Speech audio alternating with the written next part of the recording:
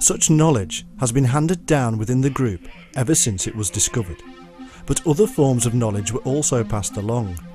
The wisdom of the stars has found a life outside of the groups as astrology, and yet this was originally the knowledge of navigation, time, and measurement. Such knowledge was immensely powerful for millennia and a closely guarded secret. Many of the symbols we see in secret societies today can be shown to relate entirely and originally to the Sabiists or star worshippers of ancient times.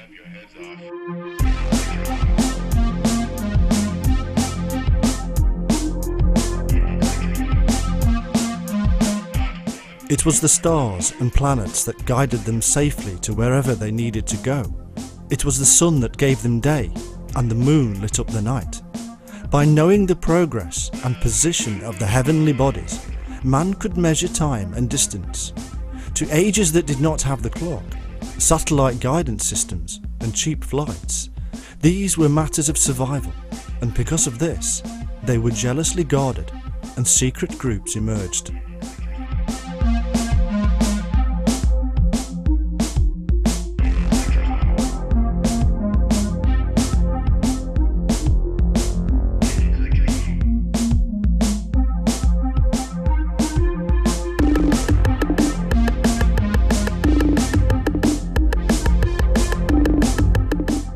A device was needed for man to measure, and he ingeniously developed many things.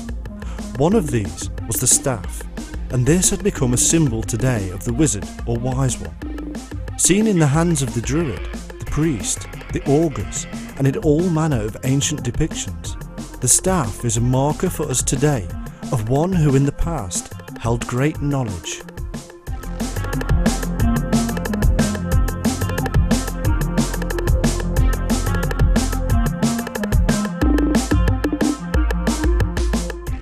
Such knowledge was in the hands of those who researched it, discussed it, and tested it.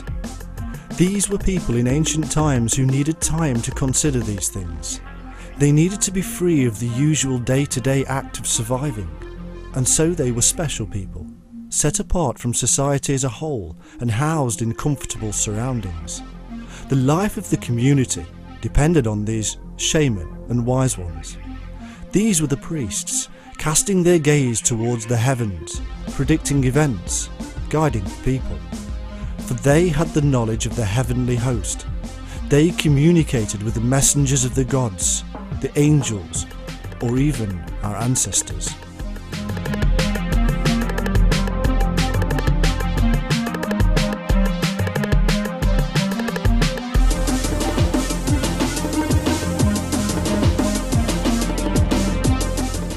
Folklore, fables and legend have since erupted around these special people.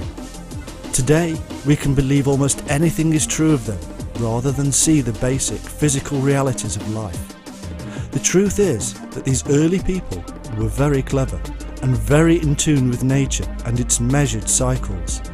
Their knowledge was so powerful that tribes would often fight to steal one another's holy men.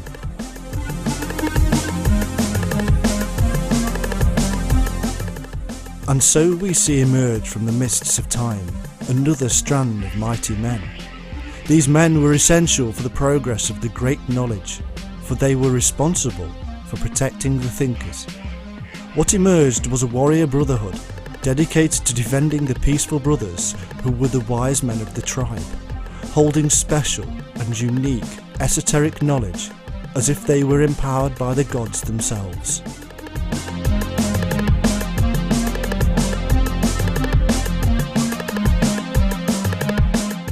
Yet again, around this warrior brotherhood would wind the serpentine spiral of symbolism, which in later years would hide their true purpose.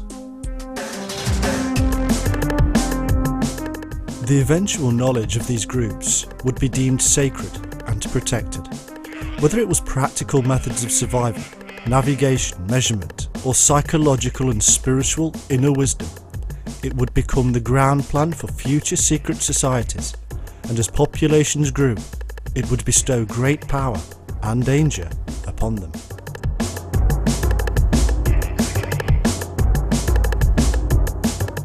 This is the story of the groups who have guarded this sacred knowledge for centuries.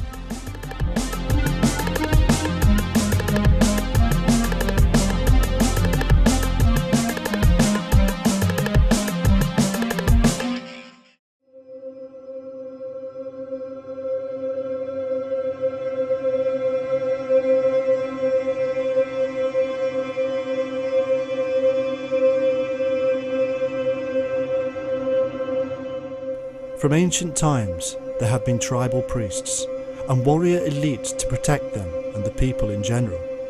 In Persia, the Magi watched the stars and worshipped the sun, just as in Europe the Druids were the wise priests. In Egypt, Greece, Rome, India, and almost anywhere else we can imagine, the same process is to be found. A priest worshipping, mapping and measuring via the heavenly host, and a warrior class offering protection.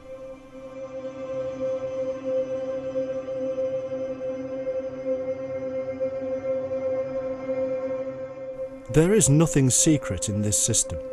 It has been in existence for an awfully long time, but it is secretive. The priesthood enacted strange and powerful rituals that were strange and peculiar because nobody else was allowed to understand what they were doing. Garbed in myriad symbols, the holy men and women were magical walking talismans, building and maintaining massive power bases. As their strength grew, so too did their warrior brethren, and as time moved on, their symbols became more and more obscure.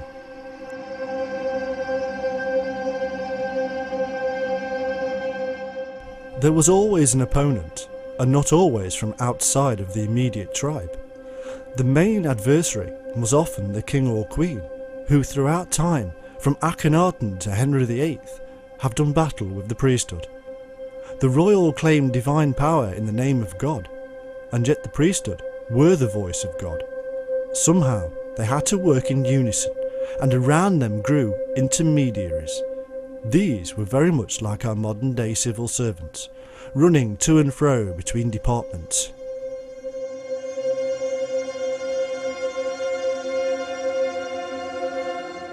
These civil servants eventually became more and more powerful in themselves because they had knowledge from both sides and could easily manipulate the events of state.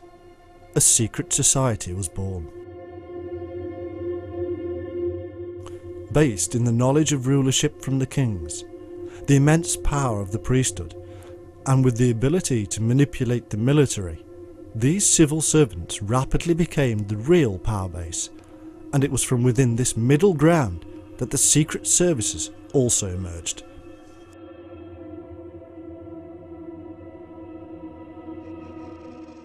Gods came and went. Kings and lineages died out. Political leaders are voted into and out of office. But the civil service always remains, with their very own bloodlines continuing the family business. The pattern of rule the world over is little different to this triple-headed monster.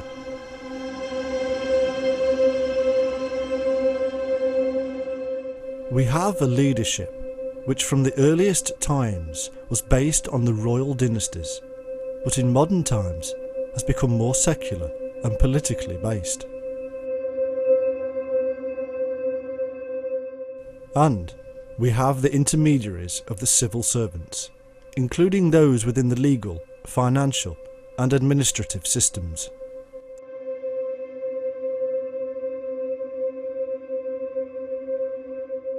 Somehow, all of these elements had to work together. Somehow, a common ground had to be found, and it was.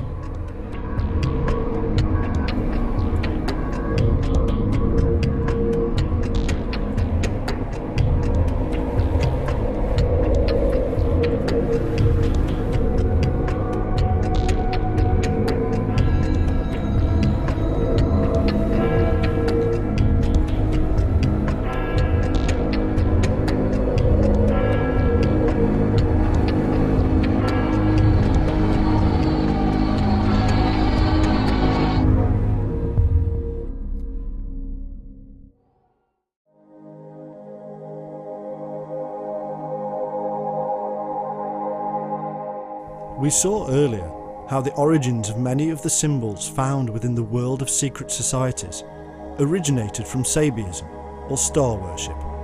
The name Tzaba, in fact, derives from an armed troop of Chaldea, and may mean many baptisms. They worshipped the pole star as the creative principle, which they called IAO, a device later to be found within Christianity, and according to Freemason, secret society expert, and self-proclaimed Antichrist, Aleister Crowley, also means Isis, or nature, ruined by Apophis and resurrected by Osiris. A claim with no basis whatsoever, but utilised by Crowley as self-propaganda, making him appear highly knowledgeable.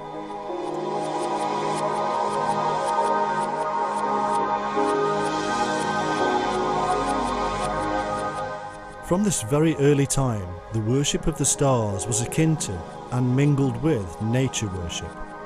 As part of this, rocks and stones were worshipped and used as both products of the Earth Mother and as gifts from the skies as meteorites. The altar stone, the column, the pedestal were all forms of the divine, and eventually large Bethels, or houses of God, were erected across the world, tapping the divine energy.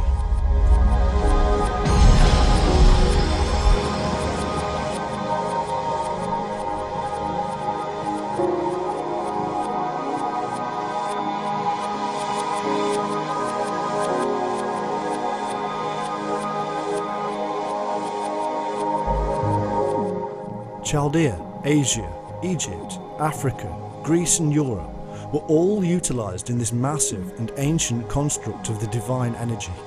Smaller rocks or meteorites were fashioned into the images of the gods and were known as the Kabiri, the wandering gods.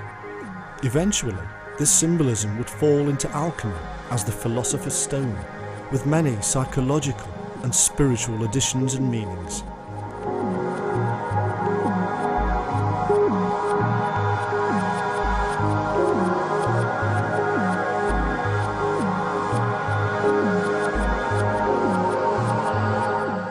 All these gods were in truth representations of the god of light, known from the Egyptian priest to the Druid, and which later became Lucifer, the fallen meteoric angel of light himself.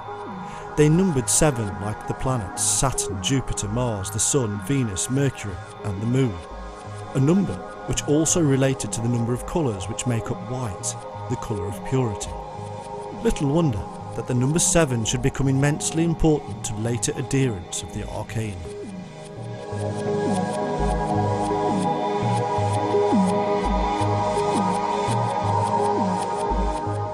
In truth, even the mother of Christianity, Judaism, was awash with the worship of stones and stars, worshipping the Bethel stone in the Temple of Jerusalem as the Messiah itself. These Bethel or Bethel stones were to be found far and wide, and were often encased in arcs made of holy wood from nature, symbolising the stairway or ascent into the heavens. At the Kaaba in Mecca, the holy meteorite is sacred to Islam to this very day.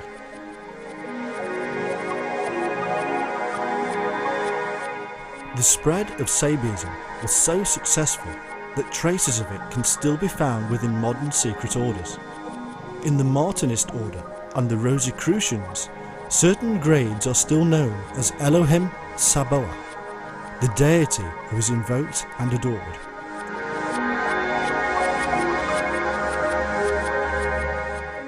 The adherent says, "I am the solar fire, pouring forth its beams upon the lower world, life-giving, light-producing." In fact, in their magical ceremonies, all modern secret occult orders are said to awaken and reawaken powers by means of invoking planetary and elemental spirits using potent divine and secret names.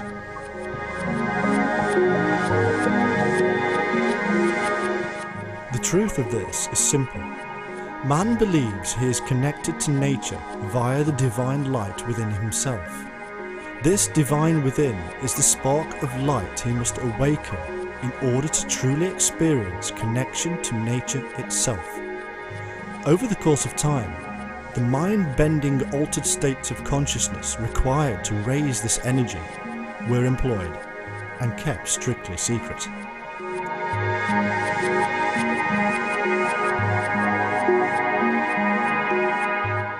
As one Rosicrucian and Freemason put it, there is in nature one most potent force, by means of which a single person who would possess himself of it and know how to direct it could revolutionize and change the whole face of the world. This force was known to the ancients, and the secret is possessed by the secret schools of the present day. It is a universal agent whose supreme law is equilibrium, and whereby, if science can but learn how to control it, it will be possible to send a thought in an instant around the world, to heal or slay